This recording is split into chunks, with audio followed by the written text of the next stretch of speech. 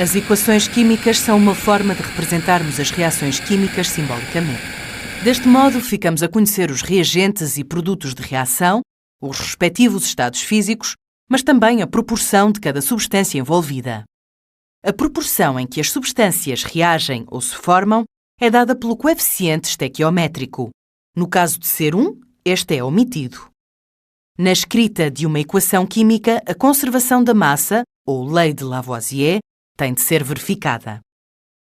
Como a massa total dos reagentes deve ser igual à massa total dos produtos, a quantidade de átomos de cada elemento deve ser igual no início e no final da reação. Neste caso, isto não está a acontecer. Temos então um esquema químico que deve ser acertado.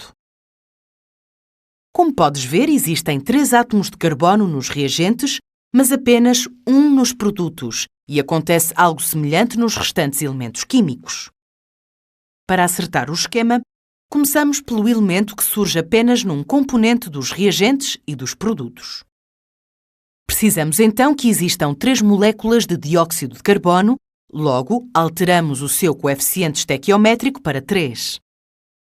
Ao fazermos isto, estamos a multiplicar a quantidade de átomos de carbono por 3, mas como a molécula tem também oxigênio, acabamos por alterar a sua quantidade. Vamos agora, do mesmo modo, acertar os átomos de hidrogênio. Para isso, alteramos o coeficiente estequiométrico da água para 4 e ficamos assim com 8 átomos de hidrogênio, quer nos reagentes, quer nos produtos. Como a água também tem um átomo de oxigênio, a alteração realizada vai influenciar a sua quantidade total nos produtos. Podemos, por fim, acertar os átomos de oxigênio, alterando o coeficiente do oxigênio gasoso presente nos reagentes. A equação está finalmente acertada e podemos agora utilizar esta informação para realizar cálculos estequiométricos. Nestes cálculos podemos determinar, por exemplo, a quantidade de dióxido de carbono que se forma quando são utilizados 15,0 gramas de oxigênio gasoso. Primeiro, recorrendo à massa molar, calculamos a quantidade química de oxigênio gasoso. Recorrendo aos coeficientes estequiométricos, sabemos que 5 moles de oxigênio dão origem a 3 moles de dióxido de carbono. Logo podemos determinar a quantidade de dióxido de carbono que se forma.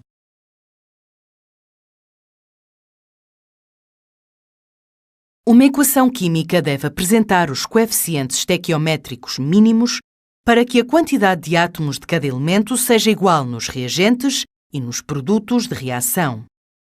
Assim, quando efetuamos cálculos estequiométricos, devemos sempre atender às proporções indicadas pelos coeficientes estequiométricos.